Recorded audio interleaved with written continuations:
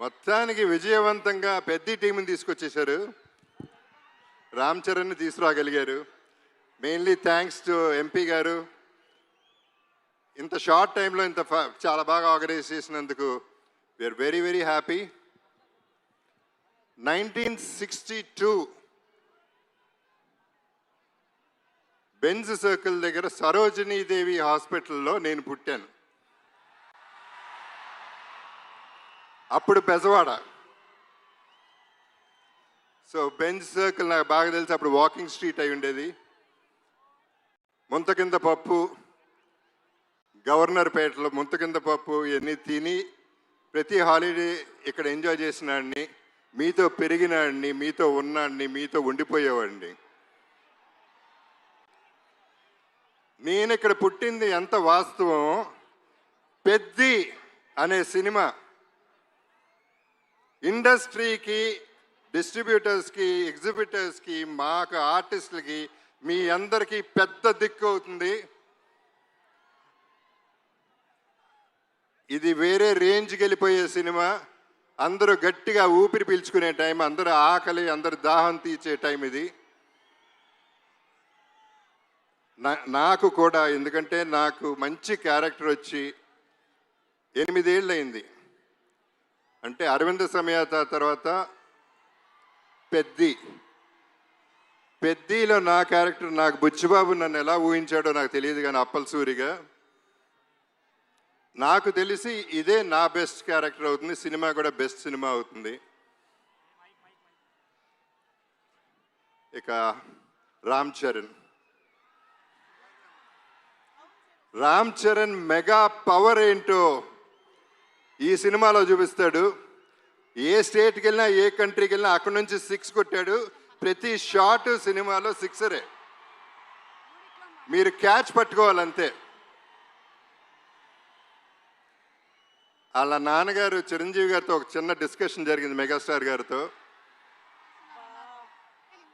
అప్పుడు నేను చరణ్ అంటే నాకు చాలా ఇష్టం. నేను మాట్లాడుతూ ఎంత ఎదిగిపోయాడండి అని చెప్తా ఉంటే ఆయన ఒక మాట అన్నారు, Charan talent wise, career wise, success wise ఒక ఎత్తు అయితే మనిషిగా సక్సెస్ అయ్యాడు.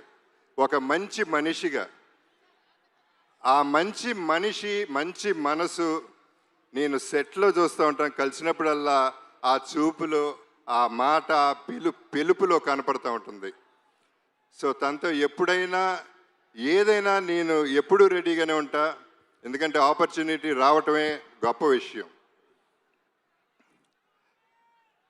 తన మనసు గురించి చెప్పాలంటే సాయిధరం తేజ్ ఒకసారి అన్నాడు, తన ఇంట్లో వాళ్ళ పేరెంట్స్తో పాటు వాళ్ళ బాబాయ్, మన డిప్యూటీ సీఎం గారు పవన్ కళ్యాణ్ గారు, తన కజిన్స్ అందరితో చాలా ఆప్యాయంగా ఉంటాడు. చాలా సరదాగా అల్లరి చేస్తూ కలిసిమెలిసి ఉంటామని చెప్పాడు. చాలా సంతోషం.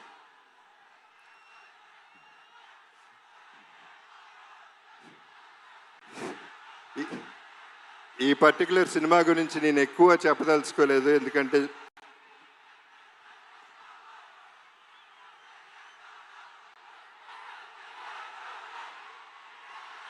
ఓకే,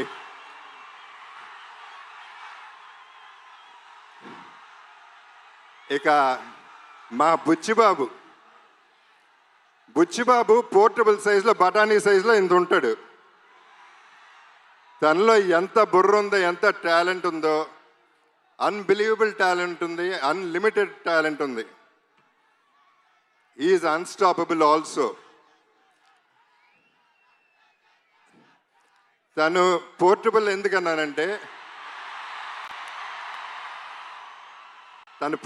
ఎందుకన్నానంటే ఇలా ఉంటాడు, అందరు సంకల్లో దూరిపోతూ ఉంటాడు, చాలా ప్రేమగా ఉంటాడు. ఆ పోర్టబుల్ సెట్ని ఎక్కడికంటే ప్రతి ఇంట్లో, ప్రతి గుండెల్లో చేర్చేసుకుంటారు. అసలు వదిలితే సంకెక్కేస్తాడేమో అటువంటాడు. తను ప్రతి క్యారెక్టర్ డిజైన్ చేసిన విధానం అద్భుతంగా ఉంటుంది. మీరు చూస్తారు సినిమా, నేను ఎక్కువ చెప్పవసరం లేదు, మీ అందరికీ అన్నీ బాగా తెలుసు. ఇక రెహమాన్ గారి గురించి అప్పుడు ఇప్పుడు ఎప్పుడు కూడా సెల్యూట్ సార్.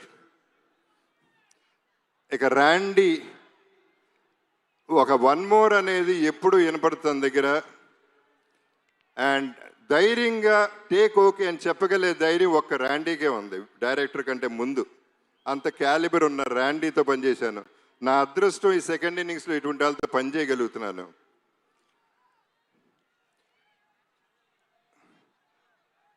జాన్వి మీలాగానే నేను ఫస్ట్ టైం ఇక్కడ కలిశాను. సినిమా చేశాం కానీ నేను కలవలేదు ఎప్పుడు. శ్రీదేవి గారు నాన్నగారు సినిమాలో చేశారు కానీ ఆవిడ తెలుసు కానీ ఈవిని కలవలేదు. కానీ శ్రీదేవి గారు ఎక్కడున్నా ఈ జర్నీ అంతా ఎంజాయ్ చేస్తూ ఉంటారు. లుకింగ్ ఎట్ జాన్వి, మనందరం ట్రైలర్ చూసాం, ఎంత బాగుందో ఎంత బాగా చేసిందో మీ అందరు చూశారు. God bless everybody. సతీష్ గారు, రామ్ చరణ్ తనకై తను ఫోన్ ఎత్తి సతీష్ గారికి ఫోన్ చేసి ఈ సినిమా మనం చేస్తున్నాం అని చెప్తే అంతకంటే అదృష్టం ఏముంటుంది. అంటే ఆయన క్యాలిబర్ ఏంటో కూడా మీకు క్లారిటీ వచ్చేసి ఉంటుంది ఈ పాటికి. ఆయన నాకు బాగా నచ్చింది ఏంటంటే ప్రొడక్షన్లో ప్రతిరోజు వచ్చారు, కూర్చున్నారు, ప్యాషనెట్గా సినిమా తీశారు. సో వీళ్ళందరితో పనిచేయటం, I'm sorry if I forgot anybody.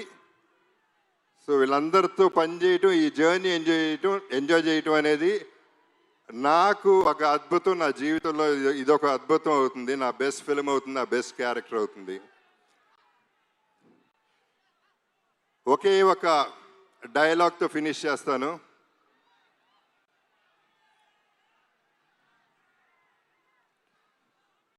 ఆఖరికి వచ్చను కూడా ఒంట్లో దాచుకుని బతకాలంటారా దీని అమ్మ బతుకు. మీ Appala Suri. Thank you so much, Jagapati Babu garu. Looking forward to seeing you on June 4th in theaters. Thank you so much, sir.